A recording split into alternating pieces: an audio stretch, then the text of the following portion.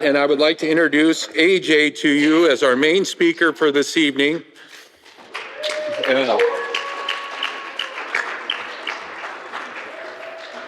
Thank you, brother. Absolutely. Thank you. How are we doing, everyone? My name is AJ, and I'm an alcoholic. Yeah, man, I love this program. It saved my life. Absolutely did. The life I have today is nothing that I ever thought would happen for me.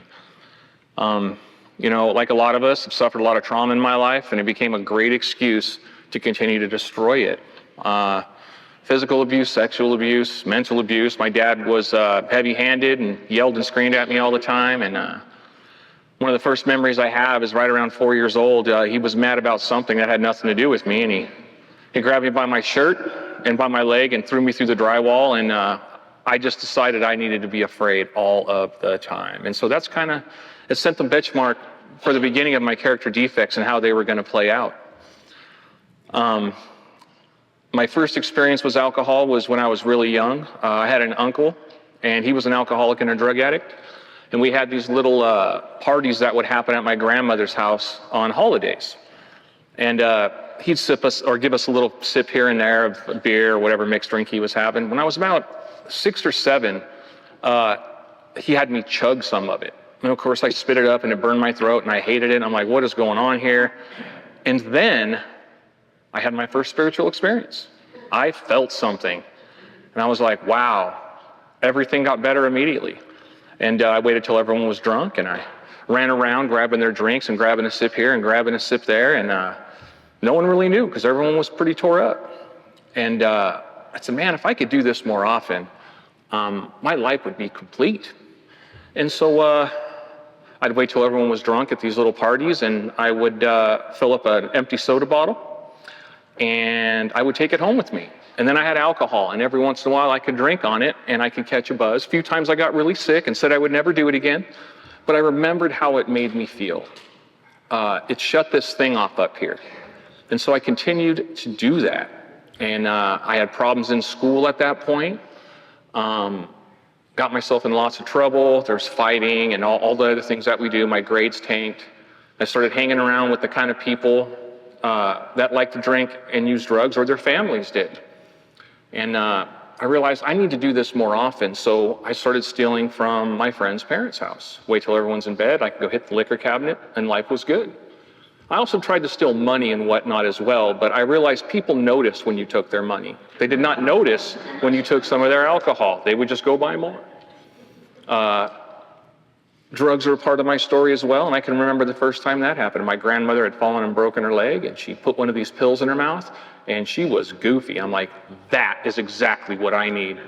And so I tried it. And sure enough, I fell in love with that as well. And it just became a part of my life. We are pretty poor people. My mom had to work 2 and 3 jobs just to keep us afloat. My father was no longer in my life. They had gotten a divorce.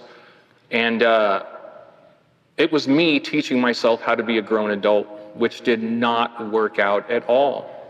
I started hanging out with the kind of people that were breaking into houses and cars. In 7th and 8th grade, I went to a junior high that was, the area was, in Southern California where I lived at, there was gangs here and there, but this particular junior high was known for the gang activity.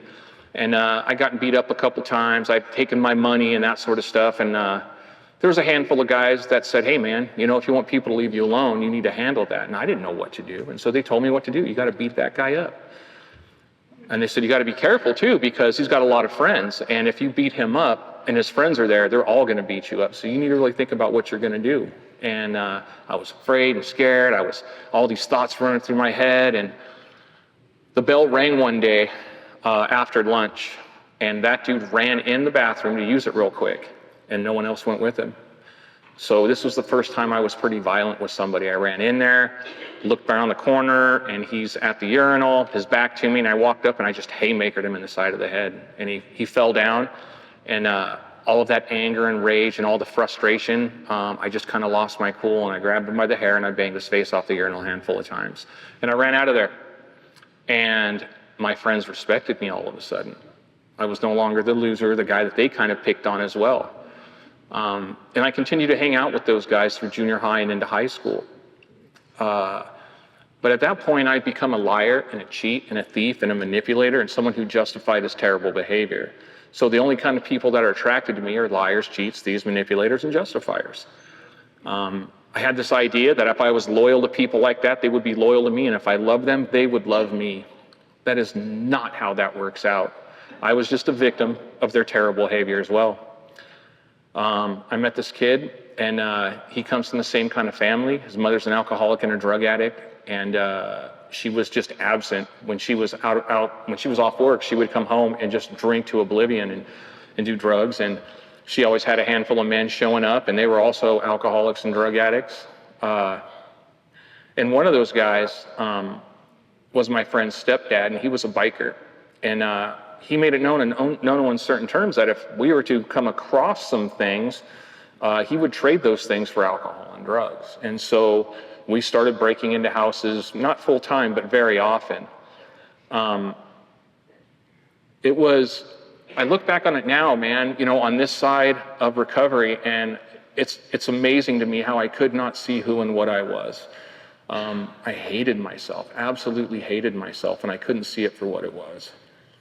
So we started breaking into houses and cars and stealing things and trading them. And me and my friend, his name was Danny, we got into a lot of trouble. Right around 9th and 10th grade, we had gotten arrested a few times, and we were in front of the judge. And I remember, man, it still has my anxiety go up. The judge said, "You are going to jail." And I was like, oh man, this is for real this time.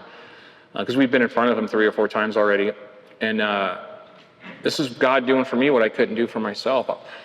There was a Navy recruiter there, and he stood up and said, "Your Honor, I don't think this is a bad kid. I think he's a victim of his circumstances.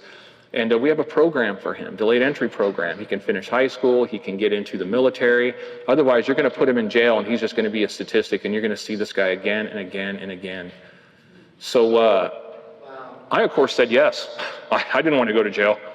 So I said yes, and they signed me up for that, and things were good. I was staying out of trouble for 2 weeks, and then I found myself in front of that judge again. He says, "You're actually going now." But Petty Officer Kip Corbell was there, and he stood up and said, "Your Honor, again, it's the people he's hanging out with. He's a poor kid, and he's poor, and he doesn't have many friends. All of his friends are terrible people." Like, he just went on this whole thing. And he manipulated the judge, and the judge said, "All right, if you can get him out of here, then absolutely." So they sent me off 30 days later, not the 9.5 months or whatever it was that I was supposed to wait. So that was an eye-opener. I was an immature little jerk who didn't understand how the world worked at all, even a little bit. It was explained to me that if I could get through the military and get an honorable discharge, they'd expunge my record. I was like, oh, I can do that. I, in fact, could not do that. I went to boot camp. Wasn't bad. It was an eye-opener, that's for sure. And it kind of taught me what being a man is kind of about, and controlling your emotions and these things. They really try and beat that into you. So I go through boot camp, and I get into A school. I was an aviation bosun's mate equipment. I launched aircraft of the flight deck of the USS Independence. And it was a pretty amazing job, but I had to get through A school first. So I show up to A school, and 2 weeks later, we went on town. I got incredibly drunk, I got in a fight, and I got captain's mast. And they were strict. This is the first time I got in trouble in the military, and I'm 5 months in. And they gave me 90 days of half pay and 90 days of restricted to the barracks. And I could just go to my A school classes, I could go to chow, and then back to the barracks, and that was it. And they watched us too like a hawk. They knew about people like me. I got to A school. Now they've restricted me to the base. I did really well in A school. I wasn't getting myself in that kind of trouble, not of my own free will, but because they made me hold the line. And after A school, I shipped out to my ship, and that was crazy. I had no idea what being a mature adult was about. And when I first got there, I had a lot of problems. Within the first month, I had my first captain's mast, another alcohol-related incident. And I got 90 days of half pay again, and 90 days of restricted to the ship. And It wasn't hard, man. You know, I was used to being in trouble like that. But I was getting in lots of trouble again, you know, lots of fighting, lots of drinking. And I had 3 more captain's mass for alcohol-related incidents. And each time they would just make the punishment a little harder, and each time they threatened to kick me out. But being the manipulator I am, I realized if I worked hard enough and I learned enough about my job, they would have a very hard time replacing me, and that became true. I wasn't working hard because I was a solid human being. I was working hard so I could go out there and do what I wanted. The last time that I got my E4 3 times. I would get it and then I would lose it. And then I'd go 6 or 8 months and the test would come back up and of course I would pass it, and within a month or 2 I would lose it.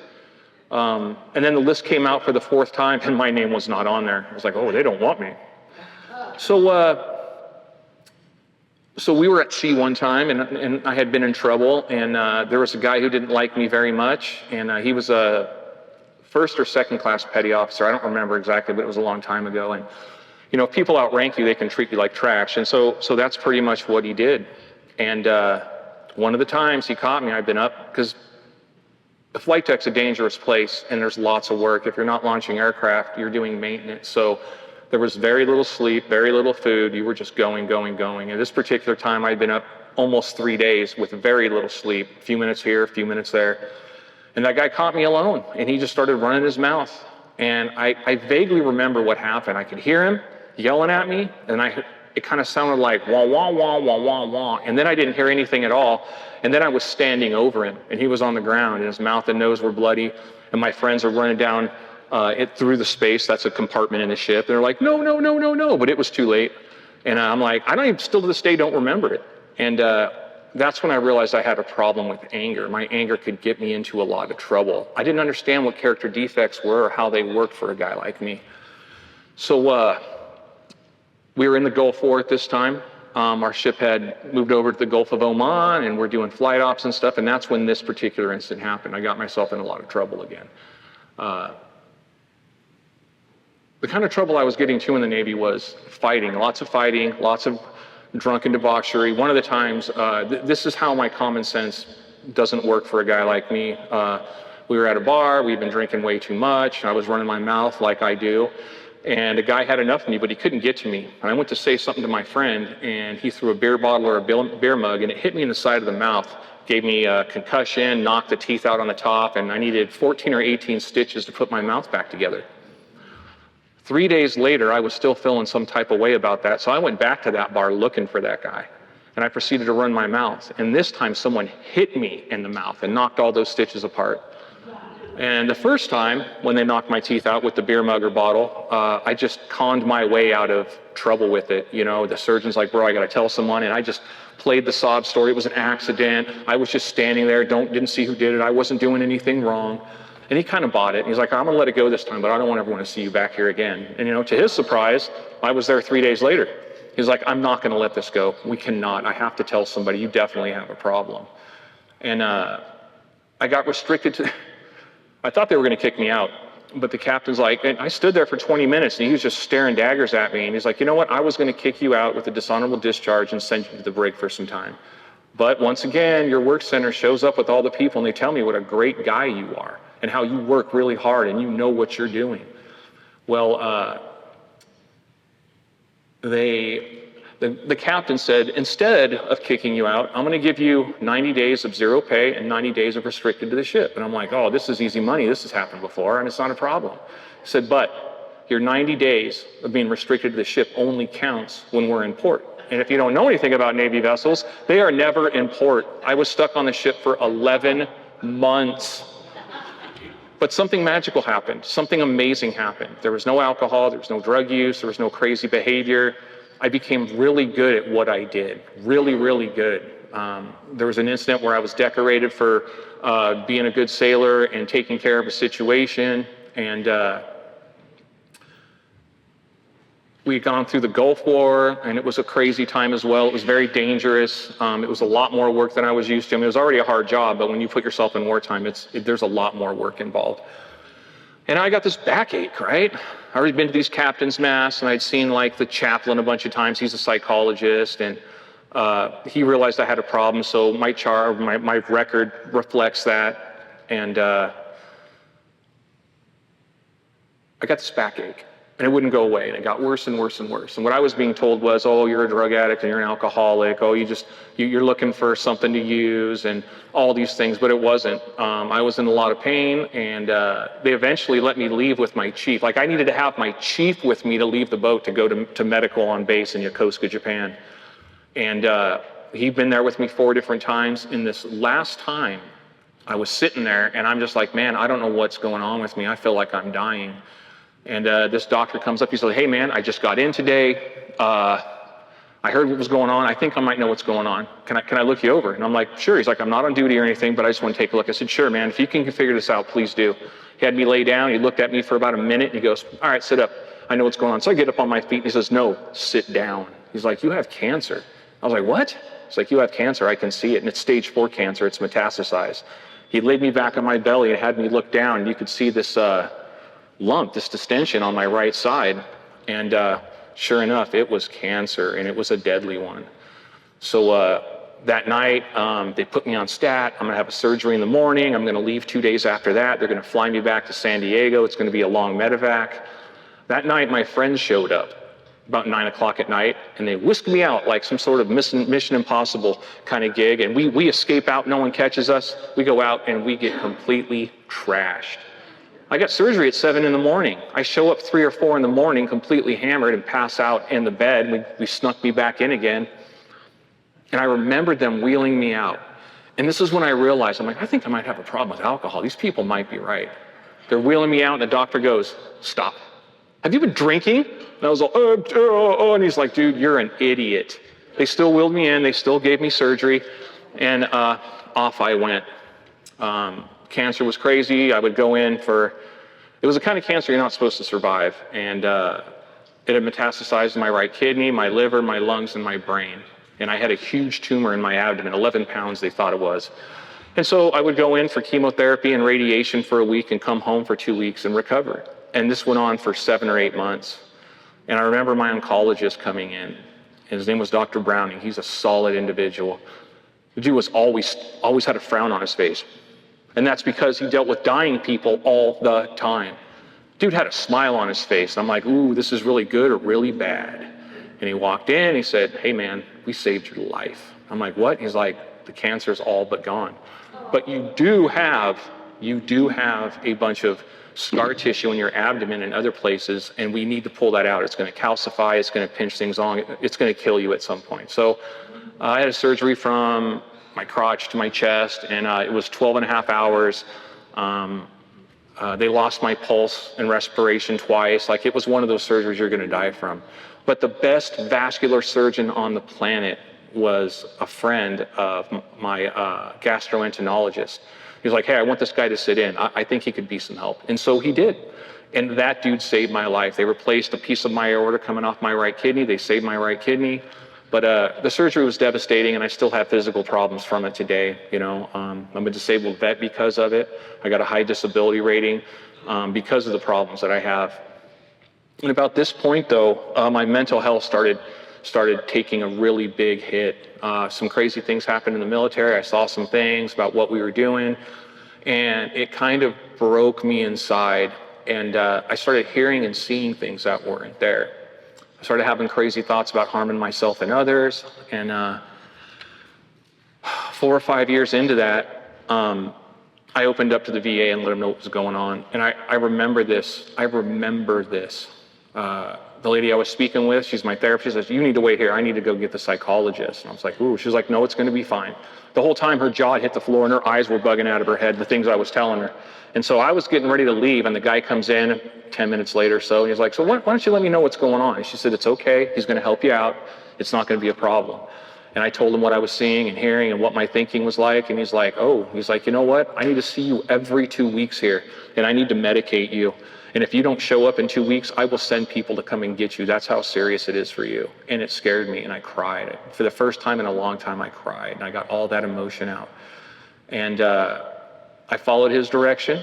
I did exactly what he said to do. It took a while to find medication at work and get me stable, but I listened to him and I did what I was told. And that was my first lesson, that there are people I could trust and that I can't possibly do this on my own. And my life got better. I've been in and out of AA for a few years, you know, working the world's okayest program and getting the world's okayest results. You know, I relapsed daily, then weekly, then monthly, then yearly for 3 or 4 years. My first wife had decided she didn't want to be with me anymore. I do not blame her. I was a psychopath. But I found another broken woman, and I decided that I needed to love her, and I needed to bring her in my life, and then I was going to somehow protect her and take care of her. So I had about 20 years of sobriety with zero recovery, zero program, and it was the worst time of my entire life. You know, alcohol had been a solution for a long time, and I no longer had that solution, so I was just dealing with my mental and emotional health, stone cold sober. But I did what was suggested, and I kept going, and we lived the last 10 years that we were together, me and my second wife. We lived in Hawaii, and we had a nice house, and it kept me, there's a lot of work to do there. Paradise is work. I didn't just mow the lawn, I fought the jungle in Hawaii. It was a lot of work, but it kept me moving forward. I wasn't really thinking about the things I was suffering, so I could go out there, I could go beat on things, get all that aggression out. And I thought I was doing well. I thought I was doing great. We sell our house in Hawaii. I come to Vegas, going to find us a new house. And my second wife says, "You're an asshole. I don't love you. You're a jerk. I want a divorce. I'm not coming with you." And for some reason, I decided to be brokenhearted over that and relapse. I went for about 4 months, 5 months on this relapse, and it immediately turned horrific for me. I was committing felonies again. I was driving drunk, loaded. When I got a DUI, I was driving my little sports car 140 miles an hour, not paying attention, and I whipped right by Highway Patrol. I was like, I am in trouble. And his lights didn't come on at first. He was probably looking at his thing going, how fast was he going? And but I realized I needed to slow down. I'm like, I could run. I'm like, no, he's got my license plate. All right, I got to deal with this. So I had that intuitive thought from God, and I finally listened. And I pulled over, and he shows up a couple minutes later, has to slam the brakes on because he thought I had taken off. And he's like, I clocked you at 126 miles an hour. I'm like, well, that's not that bad. I was doing 140. And he hurt my feelings. He said things to me that hurt my feelings. Can you imagine? Can you imagine that? So off to jail I go, and I spend the night in jail. While I'm in there, though, my first epiphany, it hit me. I can't run my own life. This is the best I have to offer myself. At 52 years old, this is all I can do for me. And I tried AA before, and some of it had stuck, and I realized I truly do have a problem that left to my own devices, this is what I do to myself and others. So I had this little movie play in my head. I truly believe it was my creator, and basically it was me jumping in my car, taking off, hitting a bar, getting hammered, and crashing and killing someone and going to prison. That was what was going to happen next. Or the second part of the film said, you come out of here, you get yourself to a meeting, you shut your mouth and you listen, and you find somebody to help you. And so that's what I did. That was my first epiphany. I found a guy who's got long-term recovery. He's a disabled vet himself, and he is just as insane as I was, which is great. I needed that. He's the first man I've ever trusted in my life completely. And working steps with that guy was miraculous. I mean, I'd like to say I was this great sponsee who did all the right things. I was not that guy, man. I tested the boundaries all the time. You know, about 6 or 7 months into it, I made my first choice in using my willpower, taking my life back. I found this woman, and I said, hey, sponsor, this is, I found this woman, we're gonna have a relationship, it's gonna be great. And he goes, I don't suggest you do that. I said, I got this, it's gonna be fine. He stood up, he patted me on the head, and he said, good for you. And he walked on down the thing. He was still my sponsor, but he knew what was about to happen. He's the kind of man that taught me that you need to let your sponsees go face first into the concrete and capitalize on that, and he did. And I used that experience to say, look, I see you're broken, you know, it eventually ended, it was really bad, it went down crazy, and I almost relapsed. I almost beat these two guys up, all stuck in my feelings, you know, my character defects plugged directly back in, my life was completely derailed in one instant. And he said, look, man, you're gonna, at one point, get over this heartbreak, and your program's gonna plug in, and you're gonna learn so much about yourself with this. And he was right, I did. I remember him sitting me down and he asked me this question. He's like, how many times are you gonna date the same woman over and over and over again? And I thought about it, I was like, I do that. I just can't believe how dumb I was and how ignorant to him. Confidently ignorant, he liked to call me. You were confidently ignorant. And he was absolutely right. You know, the guy doesn't pull his punches. He tells me the truth, tells me what I need to hear. I found another guy that I love to this day. He's like my brother. He's my second sponsor. And he also helped me.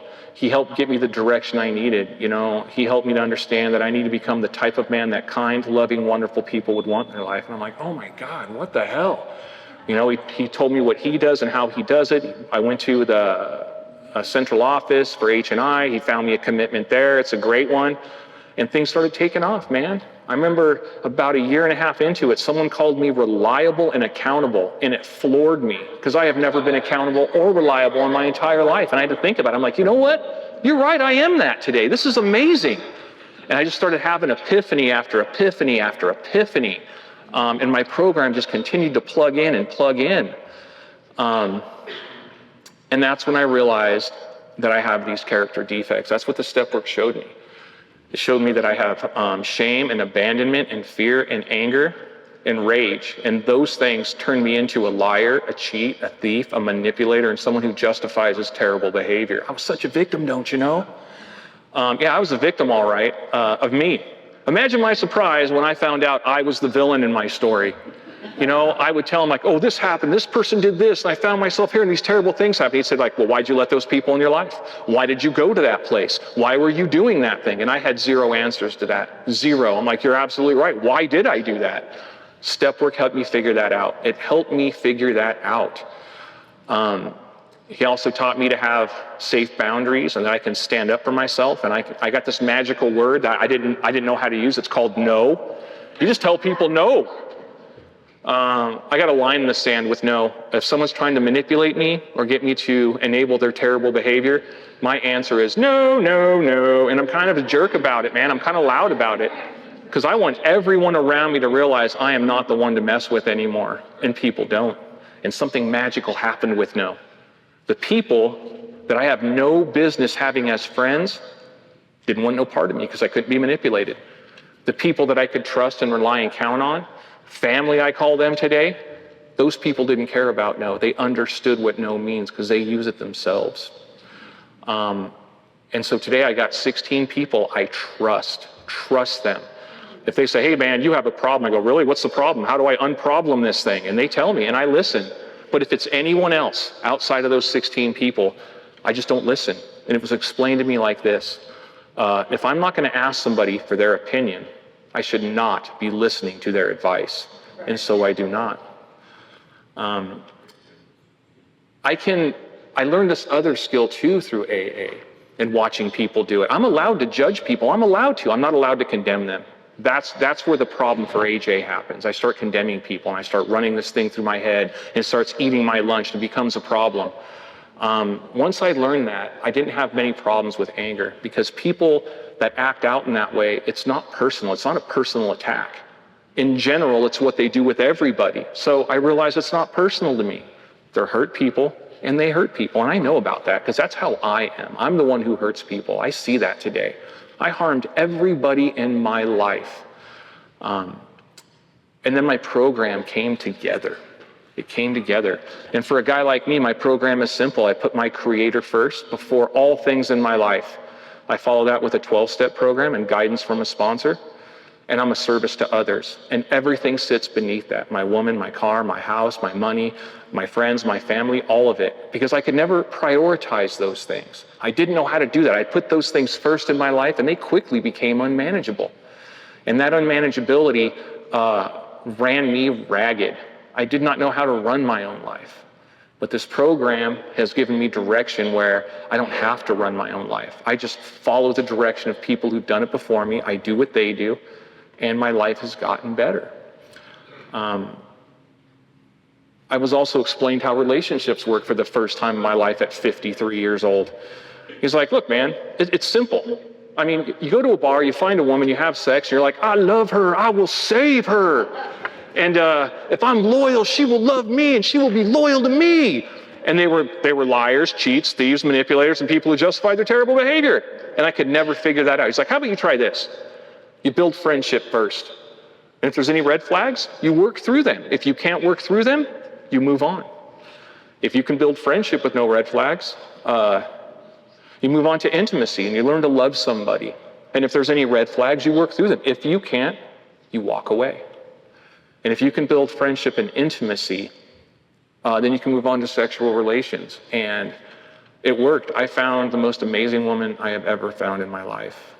The kind of person that helped me put all of the broken small pieces I couldn't seem to get my hands on and put them back where they belong, that person did that for me. We don't argue about anything. We giggle like kids all day long.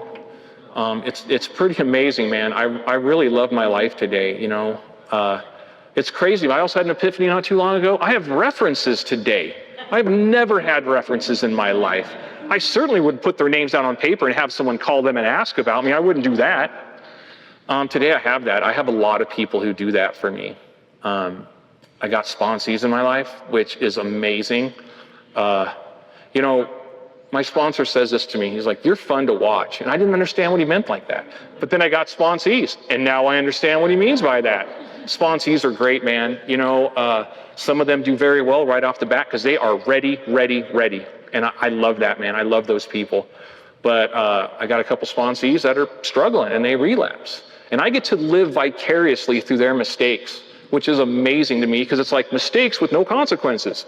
So I get to watch them grow in the program.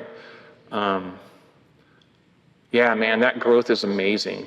You know, and I suggest that they do what I do. I don't tell them how the big book works. I don't tell them how the steps are supposed to affect their life. I just tell them, this is what I do, and this is what's been working for me. And if it works for you, use it. If it doesn't, you're going to read that big book, and you're going to come to your own conclusions. And it's been working really well for those people, and I love it. I don't care what color you are, size or shape, sexual orientation. If you want recovery, I am in fact the one to do that. Man, my sponsees call me at 2 in the morning, help.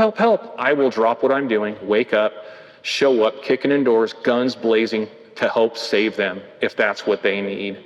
I've never been that guy. My life is good, man. You know, we do all sorts of fun stuff out there. Me and one of my friends, we go out and we shoot guns and have a good time, which is, it dawned on me, another epiphany. I'm like, no one would ever put a gun in my hand before.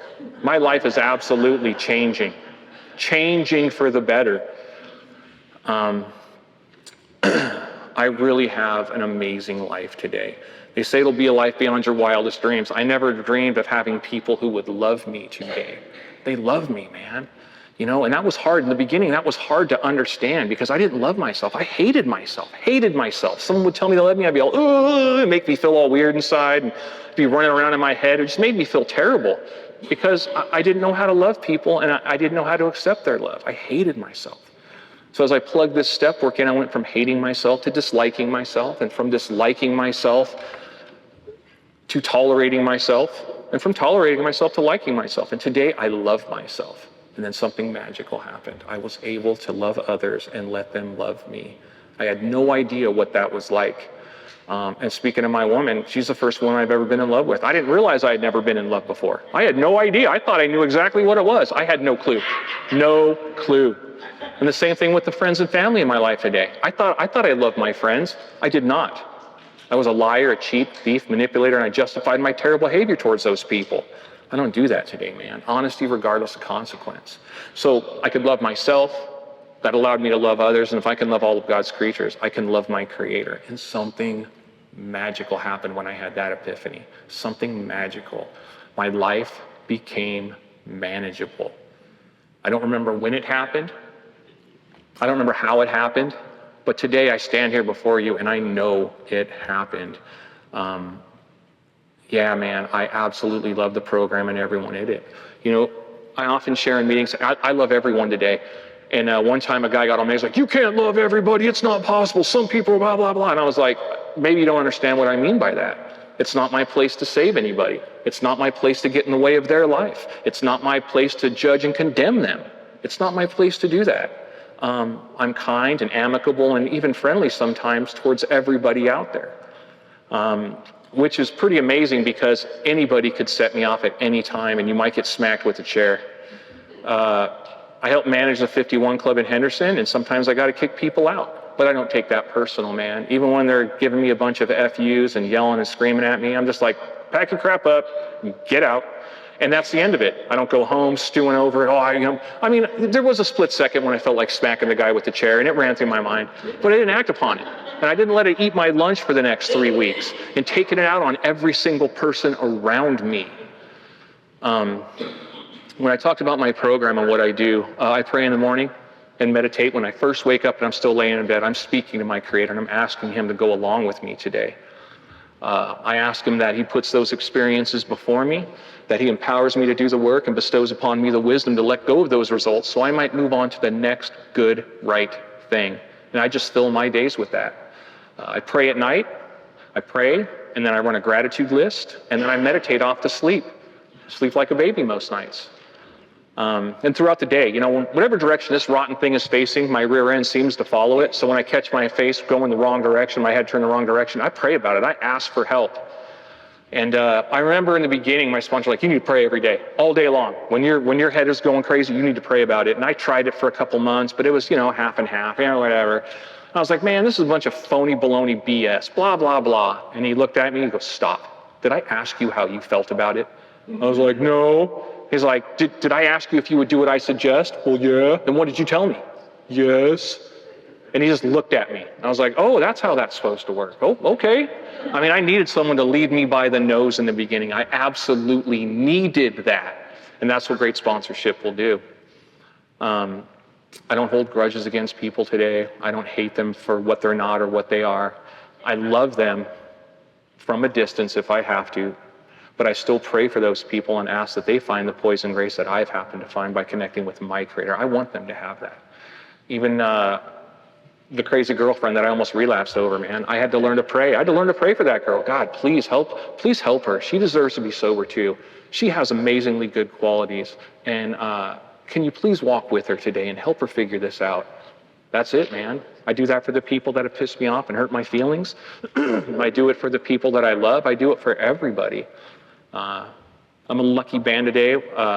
My sponsor is a great man. And like I said, he's the first one I ever learned to trust completely. He's a sick guy. He's got a lot of health problems. He had nowhere to go. So I opened my home to him and he said yes. For the first time in my life, somebody trusts me with their life, their money, and their car. No one would ever trust me with any of those things. And that guy gives those things freely to me today. Being a service to others is the magical thing that happened for me as well. I ran around doing terrible, horrific things to people in my life. Terrible things. And I could never get beyond them. I felt horrific for having done them. I couldn't look back upon those things without reliving those traumas. By speaking with my Creator, by plugging this 12-step program, being a service to others, that service allows me to do things for people and not to them. And every day when I wake up, man, the slate is wiped clean. I can reflect upon my past without living there. I can reflect upon the future without living there. Both of those things scared me. They scared me. I didn't know how to look at those things. Look at myself in the mirror. What a piece of crap. What a piece of garbage. I remember saying those things to myself. I could not reflect upon that without hurting myself. But that has become the firm bedrock by which I plant my feet today. I know what I am when I drink and use. I know what I am when I don't plug in my 12-step program. And I know what I am when I'm not a service to others. I know the kind of human being I am. And if you're like me, pain's a great motivator. I got sick and tired of getting what I was getting. I was sick and tired of being in miserable amounts of pain. I was so sick and tired of it. The amends process is pretty amazing. I like to share this story sometimes. We've got a few minutes. So I'm making my amends, and I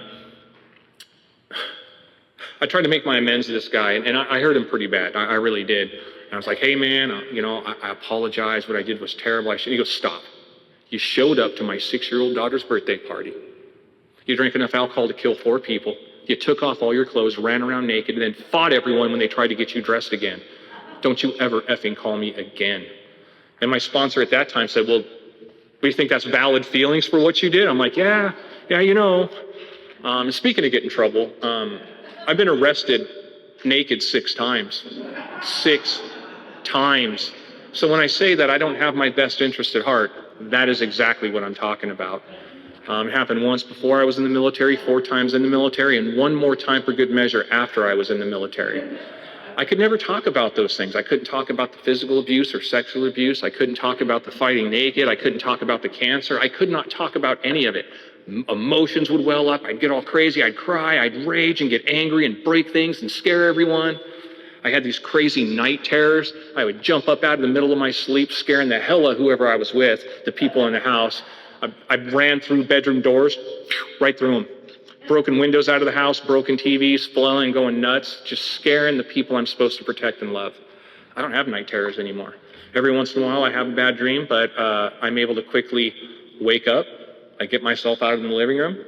I pray and meditate over it. I ask my Creator to come with me and help relieve me of what's going on, help me to see the lesson and what it is I'm being shown. And it works. It took time. I mean, prayer and meditation is like riding a bike. If I just jumped on it one time and was terrible, I'd say, well, that doesn't work. Well, yeah, of course. You only tried it once. How about you put some effort into it and you tried a little more than that? And so I did. And I went from having to pray all day long, hundreds of times in a day for what was going on in my head. Now it's 2 or 3 times. I just got to pray and meditate 2 or 3 times. I do it everywhere. I could be sitting right there and pray and meditate. I could be driving in my car and praying. I pray and meditate with everybody. I ask my Creator to come along with me everywhere I go. So if you're struggling and you don't know what to do, I suggest you reach out to me and I'll share my program with you. And I'll suggest that you put your Creator first before all things and that you follow that with a 12-step program and guidance from a sponsor and that you be a service to others because those things worked for me. I got my life back and it's all due to my Creator and the people in this room. I love you guys. Thank you.